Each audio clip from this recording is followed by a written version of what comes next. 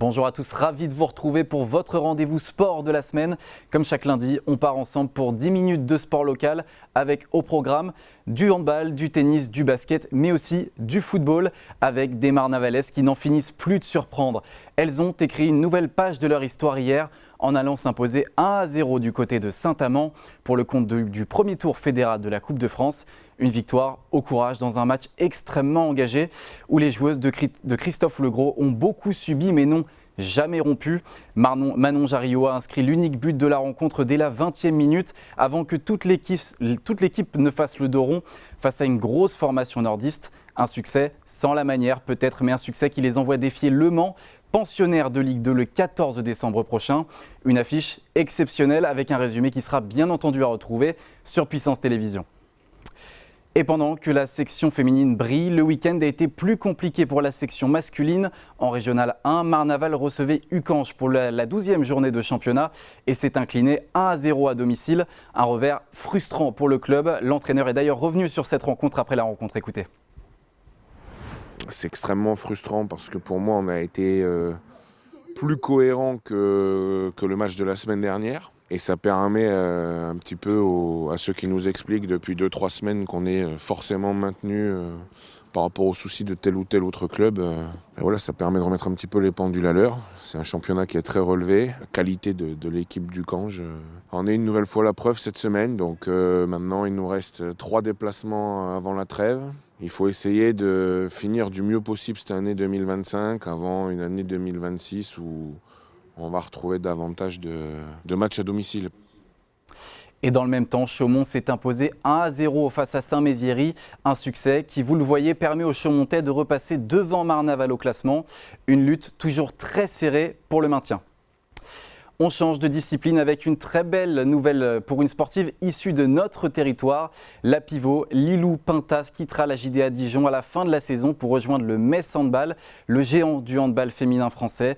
Une immense étape pour celle qui est une enfant du pays et qui va découvrir un club taillé pour les titres nationaux et européens. La Haut-Marnaise a réagi à son transfert à notre micro. Regardez. Bonjour à tous, je suis très heureuse de vous annoncer ma signature au Metz Handball pour les 2 prochaines saisons. Une annonce simple, mais un moment fort. À 21 ans, la désormais ex-pivot de la JDA Dijon a fait son choix. Après plusieurs saisons en Bourgogne, Lilou Pintas quittera le club à l'issue de l'exercice en cours pour rejoindre Metz Handball, l'un des poids lourds du championnat français et habitué des compétitions européennes. Formée à Chevillon et lancée dans l'élite avec Dijon, elle s'est progressivement imposée dans la rotation professionnelle. Défense, impact, mobilité au poste, des qualités qui ont attiré l'attention du club lorrain en quête de renfort pour la saison prochaine. À Dijon, son passage aura marqué une étape clé de sa progression. En rejoignant Metz, Lilou Pintas s'offrira un nouveau défi, évoluer dans un effectif structuré, ambitieux, qui joue chaque année les premières places du championnat de France et qui vise régulièrement les phases finales européennes. Son départ ouvre désormais une nouvelle séquence pour la suite de sa carrière. Et si la saison n'est pas encore terminée avec la JDA, l'annonce est déjà faite. La suite s'écrira en jaune et bleu. C'est un choix pas facile, mais quand on a l'opportunité de partir dans le meilleur club de France, qui fait partie des meilleurs clubs européens aussi, qui pratiquement tous les ans se qualifie au Final Four, c'est quand même difficile de refuser une proposition comme ça.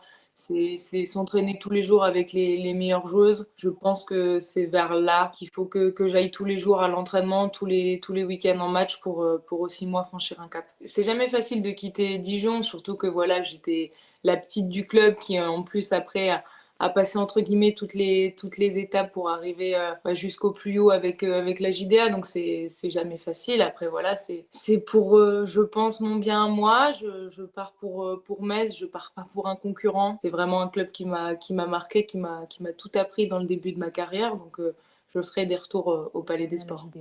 Merci.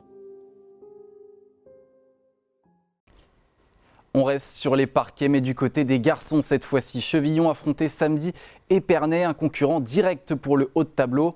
Un match accroché, disputé, qui se joue finalement dans les dernières minutes. Mais ce sont les Sparnassiens qui s'imposent 32-29. Malgré cette défaite, Chevillon reste, vous le voyez, 4e du classement. Le groupe garde toutes ses chances dans la lutte pour le podium. Direction les parquets de Vitry-le-François pour du basket. Les Gaulois de Vitry disputaient ce week-end leur demi-finale de Coupe de France face à, attention à la prononciation, l'Assa Soufel-Werensheim, formation de National 2.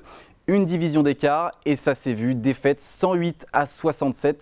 Vitry a rapidement été dépassé par l'intensité et le rythme imposé par l'équipe adverse. Retour donc à la réalité en championnat maintenant, où les Vitrias doivent absolument réagir. Et pour relancer la machine, le club a officialisé l'arrivée d'un nouvel entraîneur, Saïd Kousskous, chargé de redresser le club et d'aller chercher le maintien. On enchaîne avec du tennis à Finvel où se tient sur tout le mois le traditionnel tournoi de novembre. Un rendez-vous très attendu, réputé pour son ambiance conviviale et pour la qualité de ses tableaux avec des joueurs venus en nombre. Une édition relevée et très disputée. On revient sur ce tournoi, regardez. À Finvel, les raquettes s'animent. Depuis le début du mois, les cours de Finvel accueillent leur traditionnel tournoi amateur de novembre. Une tradition depuis 6 ans pour le club, en plus de son autre tournoi annuel en août. Une formule qui réunit à chaque édition près de 130 participants venus de Meuse, Marne et de Haute-Marne.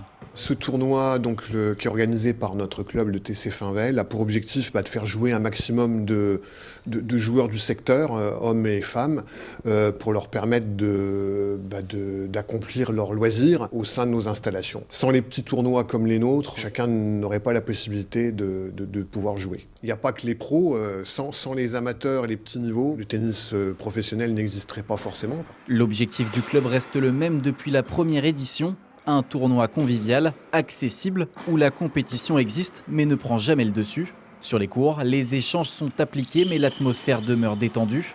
Les joueurs discutent, se félicitent, commentent leurs points. Une ambiance simple mais importante pour le club. Et beaucoup les gens du coin, Revigny, Bar-le-Duc, mais bon, Commercy, il y en a qui viennent de plus loin. C'est souvent les mêmes qui reviennent d'ailleurs parce qu'ils trouvent que l'accueil est très bon. Ça fait connaître le club pour avoir des nouveaux adhérents, oui, de nouveaux licenciés, c'est important. Et pour veiller au bon déroulement des matchs, plusieurs regards attentifs sont présents. Habitués du club, tous observent chaque échange, notent les scores et interviennent si nécessaire pour assurer le sérieux du tournoi, notamment avec Alain, arbitre-juge de tournoi du club. Le rôle de juge-arbitre, c'est à la fois l'organisation au niveau des rencontres, du planning, des convocations, les joueurs. Sur le terrain, c'est être garant du bon fonctionnement, que ce soit convivial, que ce soit qui est le respect des règles et du savoir-vivre. Ce matin, un adversaire supplémentaire s'est invité sur les cours, le froid. Près de moins 5 degrés au début des matchs avec des cours non chauffés. Une température rude qui oblige chacun à s'échauffer longuement et à bouger pour ne pas laisser le froid prendre l'avantage. Pas de quoi décourager les joueurs qui ont poursuivi leur rencontre, parfois dans un souffle visible après chaque échange.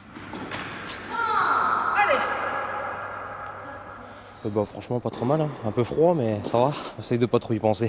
Ça a été froidement, j'avoue, même après 2-7, les cuisses sont encore froides. On essaye d'y aller doucement, effectivement, pour éviter les claquages, surtout avec le froid. On est toujours bien reçus par une équipe de bénévoles, avec des petits gâteaux, parfois, comme aujourd'hui, le vin chaud. On est toujours très bien reçus au club de Fin. Le tournoi approche désormais de son dénouement. Les finales sont prévues le 29 et 30 novembre, avec à la clé un chèque de 160 €. Mais ici, la récompense est secondaire. Ce que les joueurs viennent chercher à Finvel, c'est avant tout un moment de jeu, de rencontre et de passion, même en plein mois de novembre. On termine avec du volley et après sa première victoire acquise la semaine dernière, le CVB 52 est retombé dans ses travers. Chaumont s'est incliné 3-7-2 face à Alterna, mais repart tout de même avec 1 point grâce au tie-break. Les hommes de Silvano Prandi restent derniers du championnat et il va falloir réagir rapidement car la saison européenne approche. Le CVB a appris cette semaine qu'il y affrontera Syros, club grec, en 16e de finale de Coupe d'Europe dès le mois de janvier. Une échéance qui demandera un CVB solide et constant. Voilà pour le sport, restez bien avec nous, l'information continue sur Puissance Télévisions.